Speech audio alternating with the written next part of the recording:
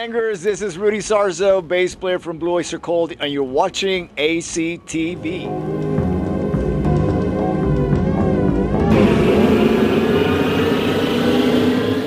You know, one of the things that I have in common with most of the musicians of my generation, the guys that grew up with 60s and 70s music, is the fact that watching the Beatles and Ed Sullivan was that moment in time that made us all decide to, this is what we want to do. We want to be musicians.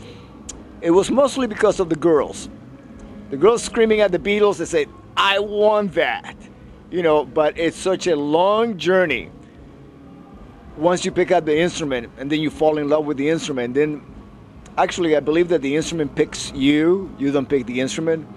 People ask me, how did I become a bass player? Well, the bass picked me, I guess, you know.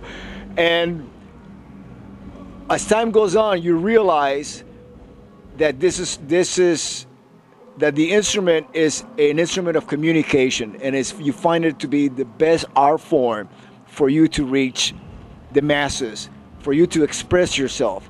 So, you know, I am at my most comfortable with my guitar on me, playing it in front of as many people as come to our shows.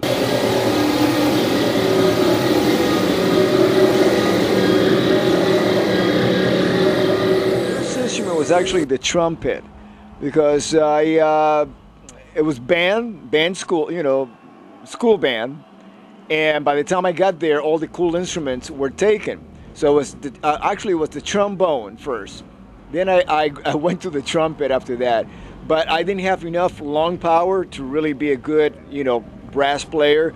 So slowly, when I saw the Beatles, and there was no, if Paul McCartney had played trombone, I would be a trombone player right now. But he played the bass. So that's why I decided to be a bass player. I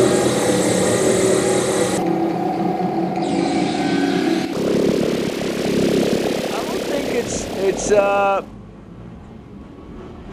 you know, I mean, there's singers and musicians in my family, but it wasn't something that I was around the house. Like, my mom and dad are not really musicians, you know. But no, it was just, you know, in the old days, back in the 60s, in the last millennium, you know, most of the guys played an instrument. You know, I mean, being a musician was not just as much as a career or a dream. It was something that you did to satisfy your way of expressing yourself. You know, guys getting around and communicating with a guitar, playing cover music, and, you know, just basically having fun.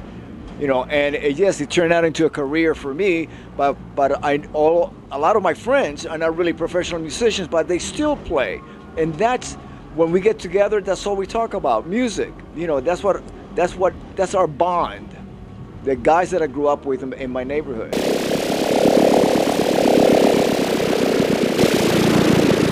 You know, it's really interesting because before I joined the mental health Quiet Riot, I had already been a member of Quiet Riot before that with Randy Rhoads. As a matter of fact, it was Randy Rhoads that told Ozzy and Sharon that I existed, that I should audition, you know, for the gig. He's the one who recommended me.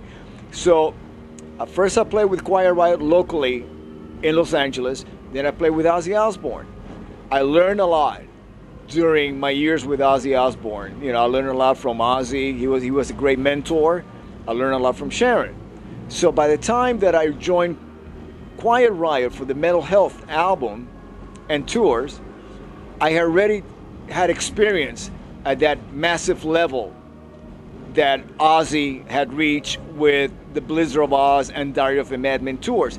So, you know, it's funny once you go up that mountain, you know what's at the top because you start seeing the landscape. It's basically the same. To get to the very top, it's basically the same journey up the same mountain.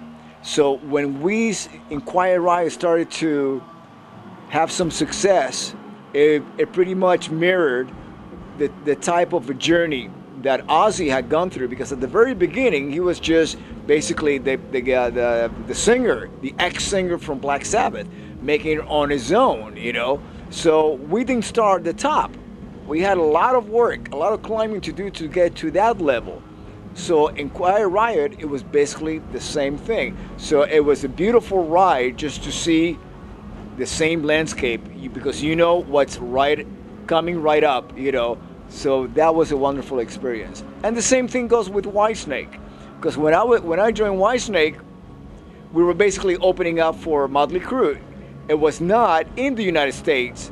It didn't have the massive success that it later got, you know, once the album went huge and all the MTV videos and Tony Katane and all that, you know. So it had its own journey.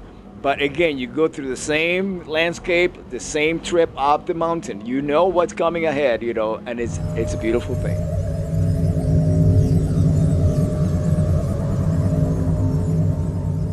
It's what keeps me doing what I do, which is being a musician in a rock band. It's magic.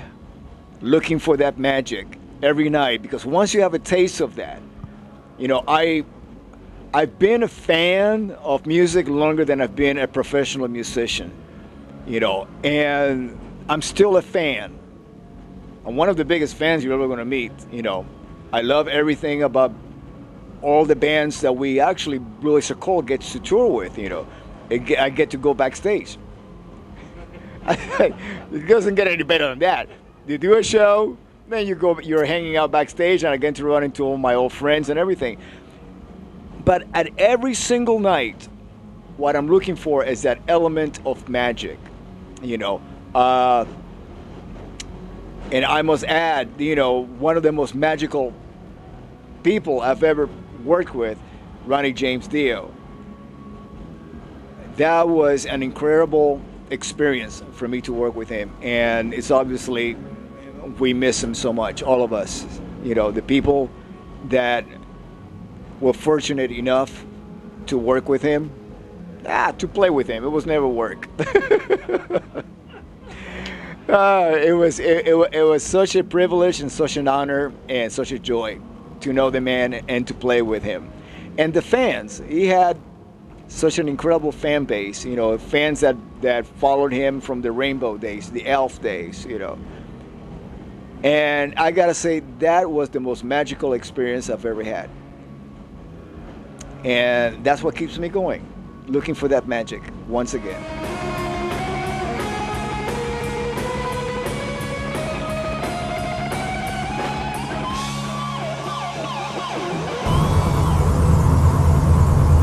As a fan, I go to see a show and I want to experience that magic, witness it. And as a musician, you want to be able to organically create that magic. Because, you know, moments like that you cannot rehearse them. You know, they're not contrived. They're very natural. They're for real. You know, because the audience will know if it's rehearsed. Come on, you know, they've seen it 1,000 times in pictures. You know, here comes that moment again. You know, everybody does this at the same time. No, you're always looking for that moment that happens one time and it will probably never happen again. That's what gets us out of the house to go to a show to witness that. Otherwise, we'll just stay home and listen to a record.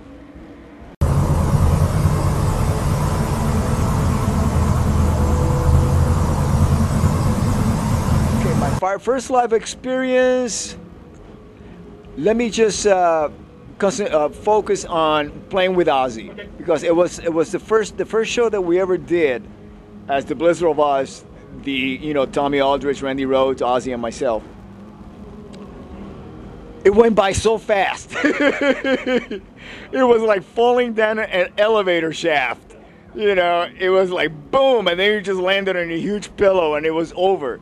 Because I had never experienced anything like that before, you know. And then after a while, the stage becomes your home. And now the stage is the safest place I could ever be.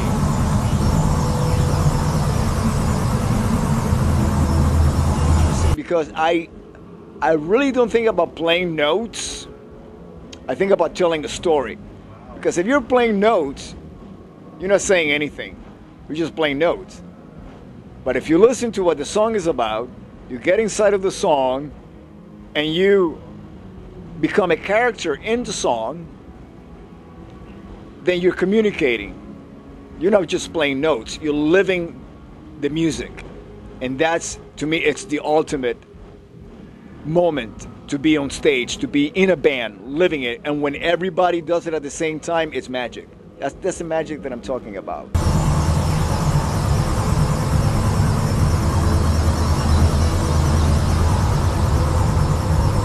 You know, the band has such an incredible legacy and catalog.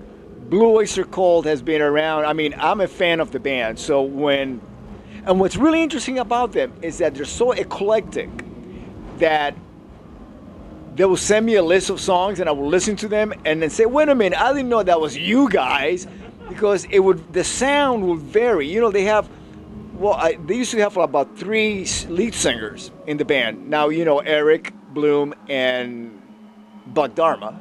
They are the 2 remaining original members in the band now. So you have 2 very distinctive songwriting styles and sound to their voices, you know. So, you know, we can go from a song like Citizen Flame with Rock and Roll, you know, which is like a heavy metal song, to something like Don't Fear the Reaper, which is almost like a pop, but very different.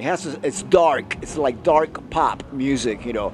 So it runs the gamut. The band has never been stuck in one style of music, you know. So it's a challenge to preserve the authenticity of what the music is all about, because I'm not here to change anything. I'm here to be the best that I can be at being the bass player in Blue Oyster Cult. You know, I'm joining the band is not joining me, you know. And so I really celebrate what the songs are about, the music, what it's about, and I try to really blend in and fit in, you know, and at the same time really enjoy the massive scope of the musical genres that the band can actually perform and record, you know. It's incredible. First thing that any musician should do when they join a band, especially a band that's been around for a long time, is you're joining the band. The band is not joining you. And what you need to do is to fit it into, because when you join the band, you're filling in a piece of the puzzle, and you should do it as seamlessly as possible. You know, don't have any overlaps outside of the borders, you know what I mean? Just blend right in and make that piece as strong as possible with the rest of the other pieces in the band, you know. And if you're gonna make any contributions to it, is be the best musician for the group, not for yourself. Don't do it for your own gains. Do it for the gain of the big picture of the band. And if you have that attitude, you will be able to fit into any situation. It's really a challenge to give advice to the present young generation, only because the traditional music industry that we've had in the past, it's not there. You know, in the old days, I would tell any young band to say, okay, you know, write some original songs, move to an area such as Los Angeles or New York, where the labels are based, do a lot of showcasing, things that I did. I would recommend what I did, but now the industry has changed so much. But on the upside, you have this new technology available to promote the musicians. Nowadays, you don't have to leave your hometown. All you have to do is be very savvy with technology, be able to record yourself, be able to promote yourself on YouTube, create your own music videos, and create a following that way, even sell your music. The only downside, and I think that there's some kind of a solution to it, is that you're not going to have the expertise of record company executives like A&R people, the artists and repertoire people, producers that can actually take you to the next level, because you're left on your own to produce your music, to arrange it, and so on, to record it.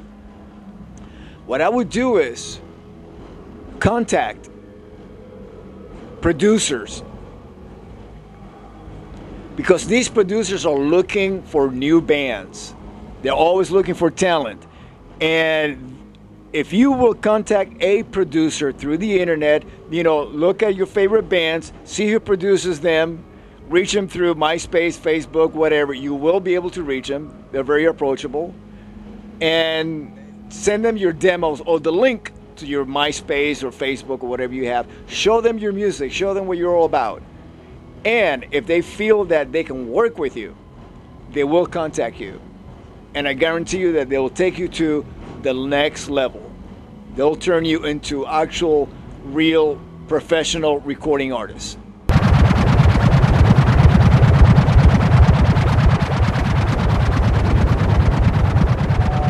The closest thing to a Spinal Tap moment, as a matter of fact, let me say this before I go into my personal Spinal Tap moment. When my wife and I went to see Spinal Tap, we didn't realize that it was a comedy. We thought it was a real documentary because everything that's depicted in that movie is spot on. You know, and I've lived many of those Spinal Tap moments. And there's nothing more scary than to be in a bus watching the movie while you're looking around at everybody else and you say, wait a minute, I'm living this. That's what's going on the screen. It's going on right here, right now. That's scary. But going to one of many Spinal Tap moments, I would say 1984 Condition Critical Tour. We had this massive staging and a lot of money was spent on lasers and scaffolding and lighting. But we would enter on stage through a lift. It would be, we had 3 lifts, one for Carlos Cavazo, one for Kevin DuBrow, one for me, in a very small space, you know, that was just enough to us to go through, right? And the lift was powered by a Black & Decker drill. Oh my God. A Black & Decker drill, a drill. It's something that you just go to Sears, 20, 30 bucks. Right, so we spent like hundreds of thousands of dollars on everything else, except what was gonna get us up on stage. So many a night, that drill will blow a fuse, I will be stuck halfway through, and I have to, this is while the intro music is coming on. And we have to be like really cool, you know, like rock gods appearing on stage, right? So I have to like basically take my bass and kind of like put it on top of the scaffolding and make my way up like Spider-Man up that scaffolding, that elevator shaft. Yeah.